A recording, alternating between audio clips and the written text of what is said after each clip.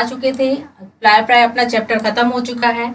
ये रिवीजन के तौर पर हम आपको प्रश्नोत्तर दे रहे हैं। अध्याय 9 से हम प्रश्नोत्तर हमारे बचे हुए थे, वही प्रश्नोत्तर हम यहाँ से स्टार्ट कर रहे हैं, जिसमें सबसे पहले है मुगल दरबार जो है पांडुलिपि तैयार करने के लिए प्रक्रिया का वर्णन कीजिए। इसमें पांडुलिपि मतलब जो लिखित रूप में हमें प्राप्त होता है उसे पांडुलिपि कहा जाता है। पांडुलिपि जो एक लंबी प्रक्रिया होती है जिसमें कई लोग शामिल होते हैं, कई लोगों से सुना जाता है, उसको लिखा जाता है और फिर इस तरह से वे सरकंडे या टुकड़े से वो स्याही में डुबोकर उस समय लिखा जाता था।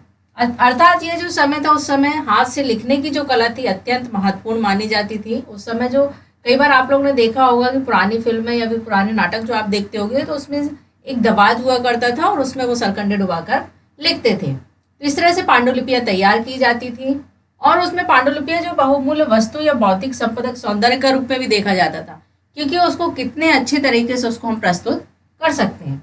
फिर दूसरा प्रश्न है मुगल दरबार में जुड़े दैनिक कर्म में विशेष उत्सव के दिनों में किस तरह से बादशाह सत्ता के भाव को प्रतिपादित किया होगा।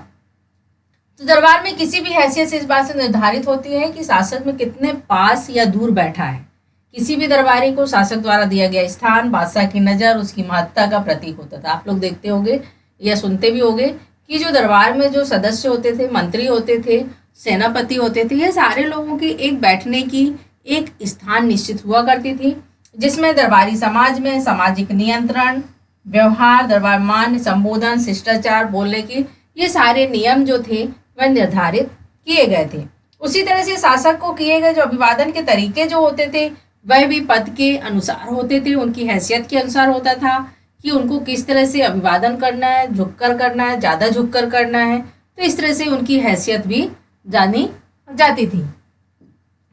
इस तरह से हम फिर अगला देखेंगे कि मुगल साम्राज्य में जो शाही परिवार में स्त्रियों की जो निभाई गई भूमिका का मूल्यांकन हम किस तरह से करेंगे।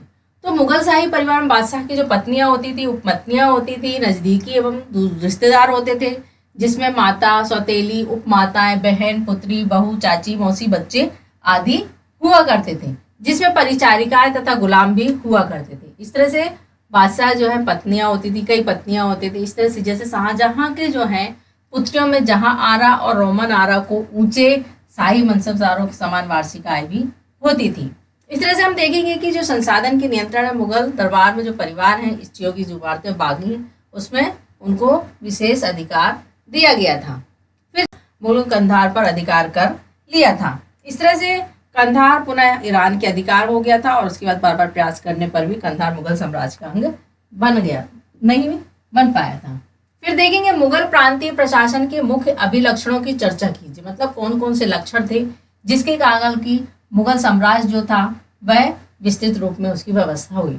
इसमें हम देखेंगे प्रांतीय शासन व्यवस्था जो थी उसके साथ साथ केंद्रीय शासन व्यवस्था के स्वरूप में एक समान थी, क्योंकि प्रशासनिक सुविधा थी वह साम्राज्य के विभाजन प्रांतों सूबों में कर दिया था, जिससे कि वह विभिन्न सम्राटों के शासनकाल के प्रांतों को भिन्न भिन्न रही, जिससे कि प्रांतों की संख्या जो थी 15 थी और शासनकाल में जो 17 और शाहजहां के शासनकाल में यह संख्या जो है 22 तक पहुंच गई थी। इस तरह औरंगजेब के शासनकाल में साम्राज्य में 21 प्रांत हो गए थे।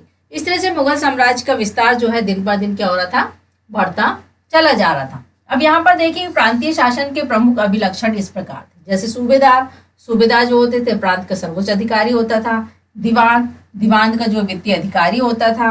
बख्शी प्रांतीय सैन्य विभाग का प्रमुख अधिकारी होता था। मतलब इस तरह से सबको जो है अब उनके उत्तरदायित्व दे दिए गए थे। वे सभी जो है अपने अपने उत्तरदायित्व में निपुण थे और बड़े अच्छे से कार्य करते थे। उसी तरह से नवीस वाकरिया ये प्रांत के गुप्तचर प्रधान विभाग होता था, जो कि प्रांत या केंद्र से पूरी सूचना एकत्रित करके सरकार मतलब राजा तक पहुंचाता था। फिर कोतवाल है, प्रांत की राजधानी के महत्वपूर्ण अतिरिक्त सुरक्षा के लिए कोतवाल रखा जाता था। फिर सदर और काजी का पद जो सामान्यतः एक ही व्यक्ति को दिया जाता था, जो कि नैतिक चरित्र की देखभाल करता था और साथ ही साथ काजी के रूप में मुख्य न्यायाधीश का कार्य भी करता था। फिर देखेंगे मुगल सम्राटों के प्रांतों पर केंद्र का नियंत्रण बनाए रखने के लिए अनेक महत्वपूर्ण कदम भी उठाए गए थे, जिसमें सम्राट स्वयं प्रांतीय प्रशासन के पर्याप्त रुचि लेता था। प्रांत के प्रमुख अधिकारी जो थे सूबेदार की नियुक्ति स्वयं सम्राट के द्वारा की जाती थी और प्रशासनिक कार्य कुशलता को बनाए रखने के लिए सूबेदार की शक्तियों असीमित वृद्धि के उद्देश्य से किया जाता था। इस तरह से 5 वर्षों बाद भी सूबेदार का एक प्रांत दूसरे प्रांत में तबादला कर दिया जाता, मतलब एक जगह एक रहने नहीं दिया जाता था, जिससे कि उनका दबदबा बन ना पाए और वह वहां पर लोगों के साथ अत्याचार ना कर सके। फिर उसे कुशल गुप्तचर की व्यवस्था भी थी और सम्राट द्वारा समय समय पर प्रांतों का भ्रमण किया जाता था। बच्चों, ये प्रश्नों के उत्तर आप लोग को नोट करनी है। ये रिवीजन के तौर पर हम प्रश्न उत्तर जो है वह आप लोग को दे रहे हैं।